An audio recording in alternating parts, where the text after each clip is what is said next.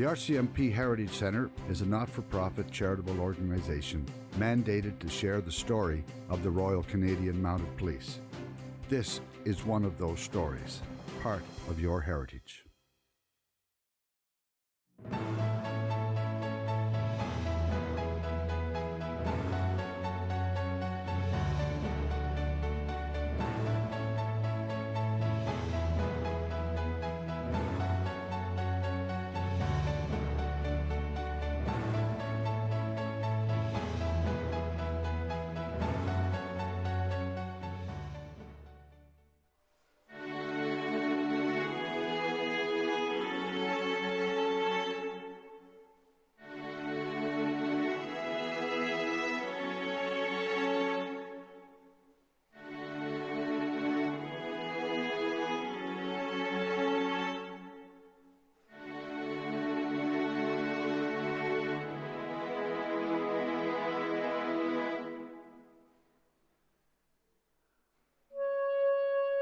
Well, I can go back, I guess, to when I was born in Vancouver, and family moved to Edmonton when I was about 5 years old, and I was raised in Edmonton, going to school there, high school, and eventually technical school. I remember. In my early days, I was very interested in camping and canoeing. When our church had a boys' club, and we developed a ski club out of that and a canoe club. And we kept our canoes on the North Saskatchewan River by the low-level bridge in Edmonton. And we finally built a cabin up by Whitewood, which is all in the city now. It was on the outskirts then. One of our older members had a brother that worked with the government, and he knew all about lumbering and getting permits to get logs and so on. So we got a permit to chop logs on Crown land way north on the river. And we made a raft and floated them down to where we're going to build our cabin. We had this all set up. Now it's a well-developed area of the city, and the city's gone far beyond that. But at that time, it was sort of on the outskirts. I remember when one of the trips that we had, we would come down the river, been on a camping trip, and heading back home, and just after we got in the city, there were campers along the side of the riverbank. And that's when war was declared. And they told us that Canada was at war with Germany. And that would have been news to us. We'd been away about 2 weeks just camping and came back. Early on in my years, I guess, I was always interested in the force because one of my young kids, when I was a squirt too, his dad had been in the Mounted Police for years. Not a few years, but he'd got out of the force, and he still had his sidearms and his revolver. And of course, that was the days when kids played cowboys and Indians, but we weren't cowboys and Indians. We were mounted policemen chasing cattle rustlers, you know, on account because. But I remember the main thing about that was the kids got hell for finding the dad still had his revolver in his sidearms. But that wasn't really got me started in the force. Of course, when the war was declared, all of the young people thought, well, now's our chance to get in the forces and do something for Canada and all this. And I was about 16 then, and these things went through our mind. You're always talking to your mom and dad about this, but they insisted you get your education first. He says, no matter what happens, your education will never go wrong. Whatever job you get, but get some education, and you can always improve on that later. But get your grade 12. So that I did, and I thought, well, I got in the forces somewhere. I still had about 3 credits to get for my grade 12, I think, because they had credits that year for just whatever subject you took, you got a credit for. Was I forget what they were, 3 or 5. I mean, I was 2 missing credits. So I said, well, I can get those. I can go to technical school, because I didn't need my other subjects. I didn't think I needed them, of course. I go to technical school, and I took auto mechanics and metalwork and one other, because you had to take 3, but I took those 2. And on my way there, I rode my bicycle, because we lived in Bonnydoon, and I had to go across the river and past the old Mounted Police Barracks. And I went in there and applied, and they said, well, you're doing fine. You're in our boys' club, but we had a gym club that we used to go around to different churches and put on money for concerts and all this sort of stuff. And but you haven't have a minor surgical thing to do, but you'll have to pay for that, because we can't take you with it. So anyway, I got it done. My folks paid for that, and I got it done. And then the next thing, I went for re-examination and passed. Then you'll be accepted, and we'll let you know. In the meanwhile, I still kept going to tech. That was in end of 1941. Just before Christmas, I got a letter said, you're going to report on such and such a day to the barracks, and we'll give you your instructions. So I went there, and they found that there were about 3 or 4 other guys accepted at the same time, and we were given all our routine, what we had to do. And I was only 19 at that time, so I was a sub-constable. It took a while to become a constable in those days, but I was a sub-constable, and I think our pay was $1 a day. Well, that was more money I'd ever made, like that. So that was fine. But I remember before we were squatted, I think at that time we did 3-rank drill, and they were called squads. They call them troops now, but we were squads, and we were G Squad. I remember G Squad of 1942. I remember for about the first week, I think, I washed the floors in C block, the old C block, from top to bottom twice a day. My dad had been in the First World War, and he was they had a Red Chevrons Club, because they were members of the armed forces in those days in Britain. If you joined in before in 1914, when war was declared the First World War, you had a red chevron, and you got a blue one for service, sort of service chevrons, little wee ones, I remember. And he was president of the Red Chevron Club of I think it later became the Canadian Legion. At that time as the British Empire Services League. And of course, with him, everyone, adult, others older you was sir. The men were sir, and the ones were Mrs. or Madam. And so when I got to depot, I thought, well, geez, I better make sure I'm on the right track here. And so I started calling one of the corporals sir. You call me sir again, he says, you'll be doing these damn stairs for another month. He says, I'm a corporal. 2 stripes, that's a corporal. Remember that. And he says, remember that. So I did. So that ended that part. When we were inspected, we had just, those days, we had just black boots and brown serge trousers. And he came around, his short trousers were a little bit shorter, some of them. And the drill instructor, I forget who it was, but anyway, they said to him, where did you get those socks? Well, QM stores, Sergeant, QM stores, absolutely QM stores. And he says, lift up your pant legs. So he did. He had a pair of diamond socks on, but they're the rage at that time.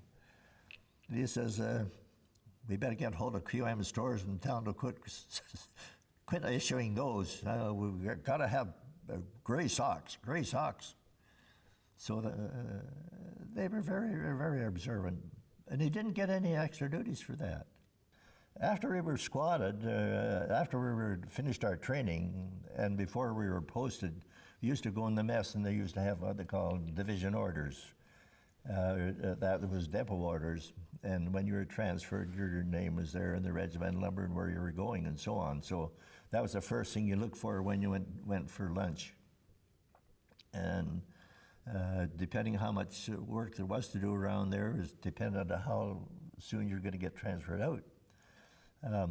I got involved in that part, with the gardening part, for some reason, and I was assigned to Surgeon Powers' garden, because he was on. We had the Surgeon Powers lived on base then at that time, and I had to dig his garden and that sort of stuff. And then, of course, I'd be working there till noon, and I should never say this, but he always came home a little bit early from the lab, and he'd stop and have a talk with me. We'd chat, and I thought I knew him quite well, you know, because he was a very affable guy, and I enjoyed talking to him. The next time I saw him, I was stationed up at Ely Cross, and we had a murder up at Port of Lodge, and Surgeon Powers came up to do the post-mortem examination and autopsy on this.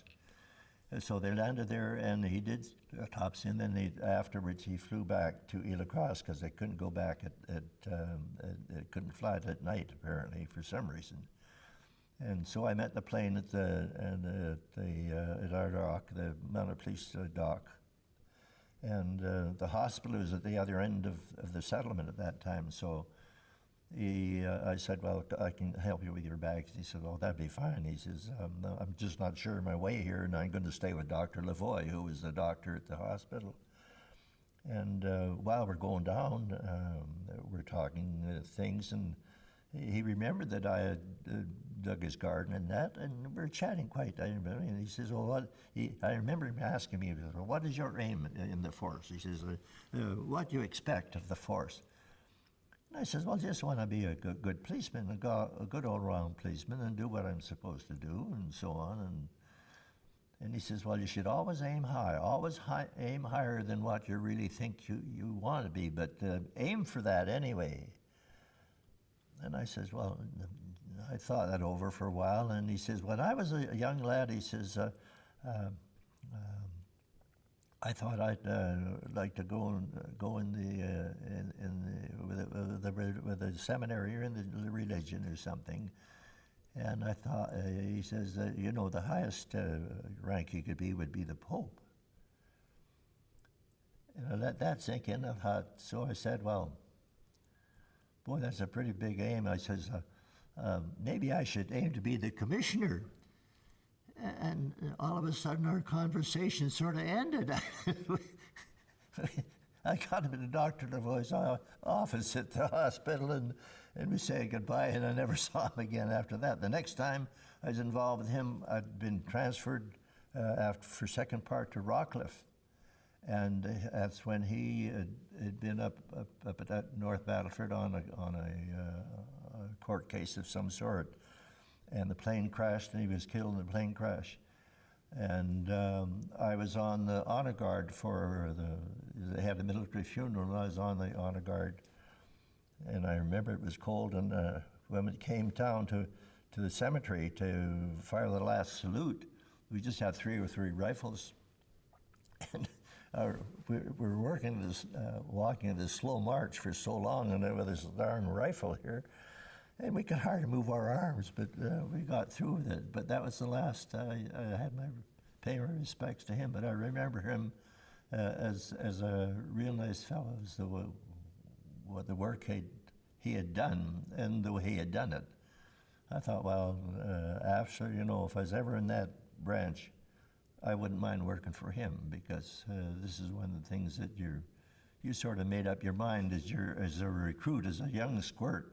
You know, you sort of visual it in your mind. Well, you got to know different members, older members, and you learn from them, and you learn their good things and that you thought were the good things, and the things that you didn't want to, and you could also decide, well, you'd like to work for him or you wouldn't like to work for him, you know. So you had a lot of transfers in your early days because you couldn't get married for 7 years, well, 6 and 5, and they changed it quite a bit, you know. But as a result of that, it was sort of good in a way, and it really built up sort of the esprit de corps, because you had no other contacts other than your members that you knew, and even troops now come back to depot to have a reunion, you know. At that time, during that time, I'd been on several detachments where there's 1 man and 2 men, and then the force were becoming more engaged in municipal policing, like town policing and so on. And I had 1, 2, 3, 4 different chances at that, working at that. And we used to call it shaking doorknobs, because a lot of it was at night work and day work. The member in charge looked after that, or one of the older members would. But the junior member, you made sure that you got your share of night work, that was for sure. Men have been doing shaking doorknobs for years, and they got much more service than I have. And I knew the dog master, and so he was there, and I said, Wally, this is what are the chances of getting in the dog section? He says, well, actually, they're pretty good. He says, because at that time, I think we only had 14 dog masters across Canada, because we didn't police all the provinces, you see. And even then, the training kennels it moved from Rockcliffe to Ramseyville to Sydney to Calgary for a while, and then out to Vancouver under an old Austrian fellow, Louis Abvalder. But anyway, so he said, play. So I did, and by golly, they accepted me. So that was a change in career, taking an opportunity, and I thought, well, gee, I'm going to work hard at this, so I want to make sure that this is in my plans of staying as a policeman and working outdoors without shaking doorknobs, and it did work that way. And I stayed with the section about 10 years. I really enjoyed it. It was interesting work. And all the dogs are a little bit different. I remember when I trained out at Fairmont Barracks, because we didn't police British Columbia at that time, but the force had the old Fairmont Barracks where they still had the stables but no horses. The Army had a bunch of equipment stored out there, and they had a dog master, Roy Ells, who had a giant schnauzer who did very good work, but was blind in one eye, so you made damn sure you approached, I think his name, I forget his name. I used to remember the names of the dogs, but not the men. Cliff. I remember that Cliff, you always approached him on his good side, not on his blind side, because if you cut him on the blind side or even touched close to him, you weren't quite sure just what he might do, because he's very, very, very, very alert. And old Louis, the dog trainer, Louis Abvalder, was an old Austrian, and he trained in the first dog training school in Wels, Upper Austria, in 1911, I think it was. I remember the name of his dog, Luti von Bismarckstein, and she won some medals for saving children or something. And Louis was quite a character, and a good trainer too. I had one dog. I went through about 5, I think, in the 10 years I was in the dog section. And I got one that had to go back east to pick up, and his name was Tip. I'll never forget Tip. He'd been donated, I think, to the force. He'd been a guard out at a chicken farm or something back east. And but anyway, the trainer at that time, Gordon 𝑇ℎ𝑒, had taught him well. He's good on obedience, good on tracking, good on searching. The only thing was he wasn't very trustworthy. He's about as trustworthy as the length of your arm. If he was at your fingertips. Because I'd worked a really good track with him when I had him in Saskatoon. Guys that had fact, in a robbery, beaten some fellow up and taken his car and got stuck. I tracked out I was about 2 hours behind them anyway when the detachment phoned me. And I tracked him across, the dog tracked him across this part pasture and part summer fallow field and part stubble to a farm. And the farmer said, well, these guys were here and they wanted to lift into town. They said they got stuck. So we know they'd gone into town. So the dog was successful in that respect. We didn't catch the criminals, but we gave them the lead where they had gone, and that was them.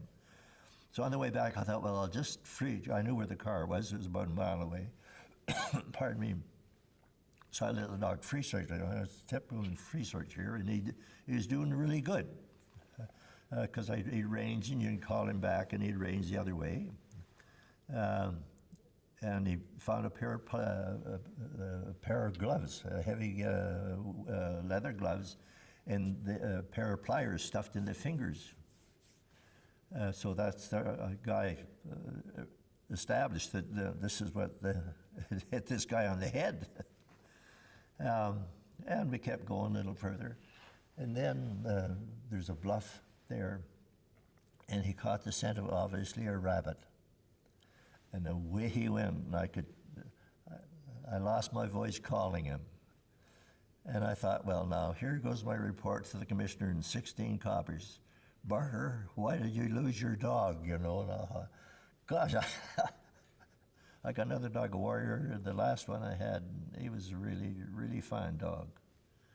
And he'd been on a fellow dog master in Alberta, decided to leave the section or so on, so they had to do something with him, and they knew that I wasn't happy with Tip, so they took Tip away, and I got Warrior, and he was excellent. I really enjoyed him. I'd like to have had him earlier on in the service, because I was getting to the point where the dogs could run faster than I could. So I think one case in Saskatchewan that I always remember, and very seldom in my service I don't think I've ever fired my revolver at all, and I've never really been confronted actually with someone with a firearm, right point to point person thing. But they had two fellows rob a bank in Saskatoon, up in Nutana, and they were armed. They had, I think they got about $10,000 from the Royal Bank. I can't remember now. But anyway, I didn't have, there's no radio in my car at that time, but I had a radio receiver, but not a transmitter. And had the car in the garage, and I was on my way back, and I had Dirk in the car, the police dog I had at that time. And I heard some mumbling about the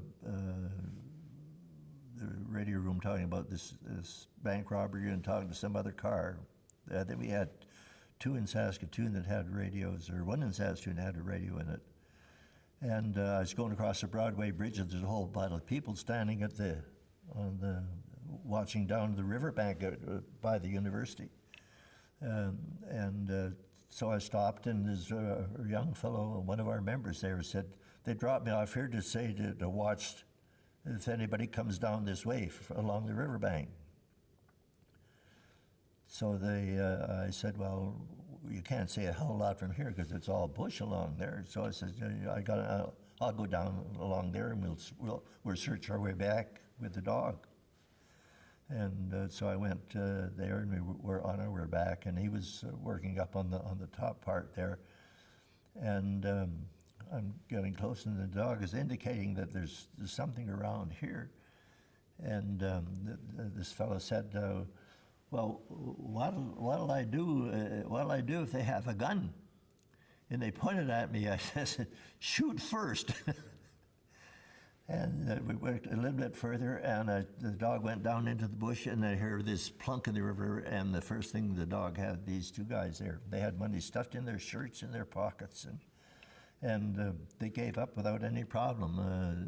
Dirk was a good attack dog, and I just said, watch him. And they walked up the bank, and I said, well, you just lay down there apart from each other. You just wait there. And then Dirk was there. And by that time, I told Hodgson, the young fellow there, says, you find a police car, city police or whatever, and these are the two guys. Later, I went down to the river I've hot, and I kept on searching. I found they had coveralls, and they did coveralls and some stocking bed that had for a mask, and we recovered that. But I was sure they threw something in the river and knew it. And so I went to that place every time I had a chance. Later in the fall, of course, the river was down. In the fall, it gets down, and the water gets much clearer. And I'd even search with a rake and stuff. And like all we found an automatic pistol, and it was cocked, but it was rusted by that time. And I took it in. But that's the closest I ever came to having involved with a gun. A lot of the work that was done, a lot of the cases that were solved was through cooperation with the people that you dealt with, like the people of the community. The people, especially in the smaller towns, most of them had a different view of the mounted police and the way we worked and the way we work with them, because we care with them. A lot of our guys coach their baseball teams or their hockey teams and things like that. And so we're involved with the community. And you got cooperation from them now.